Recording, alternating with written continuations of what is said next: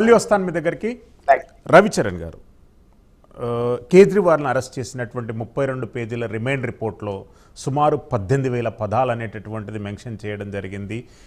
ఏ ఒక్క పేజీలో కూడా, ఏ ఒక్క అంశంలో కూడా ఇతని పైన డాక్యుమెంటరీ ప్రూఫ్లు, ఎవిడెన్సరీ ప్రూఫ్స్, ఎవిడెన్స్ యాక్ట్ 45 కింద కలెక్ట్ చేసినటువంటి ఇన్ఫర్మేషన్ అనేటటువంటిది ఎక్కడా స్పష్టంగా రిమైండ్ రిపోర్ట్లో మెన్షన్ చేయలేదు. అయినా అరెస్ట్ చేశారు. ఇది పొలిటికల్ వెండేటాగా ఎందుకు అనుకోకూడదు? పొలిటికల్ వెండేట్ అనే కాన్సెప్ట్ మనం ప్రతి రాజకీయ అరెస్టులు కానీ లాస్ట్ టైం మనం చంద్రబాబు నాయుడు అరెస్ట్ చూసినప్పుడు కూడా ఈ పొలిటికల్ వెండేట్ అనే పదం ఫ్రీక్వెంట్గా మనం వింటూనే ఉన్నాం. ఇప్పుడు ప్రతిదీ నార్మల్ అయిపోయింది. ఇప్పుడు ఎనీ పొలిటికల్ పార్టీ అరెస్ట్ చేయగానే ఫస్ట్ వాళ్ళు తప్పు చేశారో లేదో చెప్పట్లేదు, ఇది పొలిటికల్ వెండేటా అనే కాన్సెప్ట్ మీద వెళ్తున్నారు తప్ప మా వాళ్ళు తప్పు చేశారు లేదు అని చెప్పేసి ఆ కాన్సెప్ట్ డిబేట్లో వెనక వెళ్ళిపోతుంది. అసలు పొలిటికల్ వెండేట్ ఎందుకు అనుకోవాలి మనం? ఇప్పుడు మీరు కేజ్రీవాల్ గారిని అరెస్ట్ చేస్తారు లేకపోతే వాళ్ళు ఉన్నారని చెప్పి మన ఇంచుమించుగా 1.5 year నుంచి తెలుస్తుంది ఏది ఆప్ లీడర్స్ ఇన్వాల్వ్ అయ్యారు, టాప్ లీడర్స్ ఉన్నారని చెప్పి. బట్ ఈ యాక్షన్ ఎప్పుడు తీసుకున్నారు? మన కవిత గారు రిమాండ్ రిపోర్ట్ కానీ లేదంటే వాళ్ళు కస్టడీ ఎప్పుడైతే అప్లికేషన్ ఫైల్ చేశారో దాంట్లో సుదీర్ఘంగా కేజ్రీవాల్ పాత్ర ఎక్కడెక్కడ ఉందో అన్ని క్లియర్గా వచ్చింది. మీరు ఒకవేళ అప్లికేషన్ చూస్తే కవిత గారి అప్లికేషన్లో కేజ్రీవాల్ వాళ్ళ రిఫరెన్స్ మనకు 6 చోట్ల వస్తుంది. దాంట్లో ఫస్ట్ ఎలిగేషన్ ఏం చెప్తున్నారు? కేజ్రీవాల్ కవిత గారి మీటింగ్ పెట్టినప్పుడు 100 crores అనే అమౌంట్ వీళ్ళకి ముట్ట చెప్పాలని చెప్పేసి వాళ్ళు ఒక అండర్స్టాండింగ్ తీసుకొచ్చారు. దానివల్ల వాళ్ళు మన మాగుంట వాళ్ళతో డిస్కషన్ అయిన తర్వాత ఈ అమౌంట్ అరేంజ్ చేసుకొని మనము ఎవరైతే టాప్ ఆప్ లీడర్స్ ఉన్నారో వాళ్ళకి అది అందచేయాలని చెప్పేసి బేసిక్గా ఎలిగేషన్. సో ఇక్కడ మీరు గ్రేవిటీ చూస్తుంటే ఈ 100 crores అనే కాన్సెప్ట్ కవిత గారు ఎక్కడ నుంచి చెప్తున్నారు? అదే ఇదంతా కూడా మనం అప్లికేషన్ చూసి చెప్తున్నాము, ఇది రైట్ రాంగ్ అనే తర్వాత విషయము.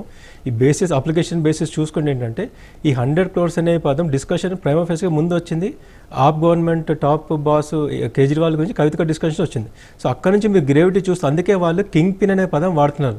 మీరు కవిత గారి అప్లికేషన్లో కస్టడీ అప్లికేషన్లు కానివ్వండి లేదంటే కేజ్రీవాల్ గారి రిమాండ్ రిపోర్ట్లు కానివ్వండి వాళ్ళు యూజ్ చేసే పదం కింగ్ పిన్ అనే పాత్ర ఏంటి? వాళ్ళే హోల్గా ముందుండి నడిపించారని కాన్సెప్ట్ వస్తున్నప్పుడే కింగ్ పిన్ అనే పదం యూజ్ చేస్తారండి.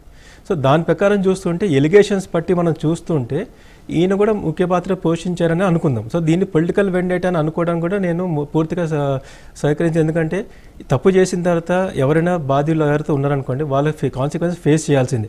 వాళ్ళు చీఫ్ మినిస్టర్ కానివ్వండి, హోమ్ మినిస్టర్ అని లేకపోతే ఎమ్మెల్సీ ఎవరైనా కానివ్వండి, అది అన్నీ సెకండరీ అయిపోతాయి. తప్పు చేస్తే చీఫ్ మినిస్టర్ అయినా సరే హోమ్ మినిస్టర్ అయినా సరే తప్పకుండా చట్టానికి లోబడి వాళ్ళు దానికి ఏదైతే ప్రొసీజర్ ఉంటుందో అది ఫాలో అవ్వాలి తప్ప ఏదో చీఫ్ మినిస్టర్ కానీ లేదా ఏదో అపోజిషన్ లీడర్ అనగానే మాత్రాన పొలిటికల్ వెండేట్ అని వాళ్ళు ఇది ఏదో ఫౌల్గా ఉంది అని ఏడుస్తే తప్ప అంటే క్రై ఫౌల్ చేస్తే తప్ప అట్లాంటివన్నీ ఇదేదో సింపతి గెయిన్ చేసుకోవడం తప్ప ఇదంతా టెంపరీ అండి.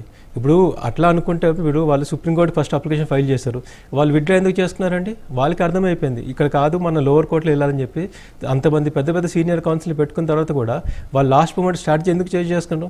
వాళ్ళకి ఉంది ఇది గ్రావిటీ ఎలిగేషన్స్ కొంచెం ఎక్కువగా ఉన్నాయి. సో దీన్ని ఎలా డీల్ చేయాలని తొందరపడడానికి వీల్లేదు, ఎక్కడ వేయాలో అక్కడ వేయాలని చెప్పేసి వాళ్ళు విత్డ్రా చేసుకున్నారు.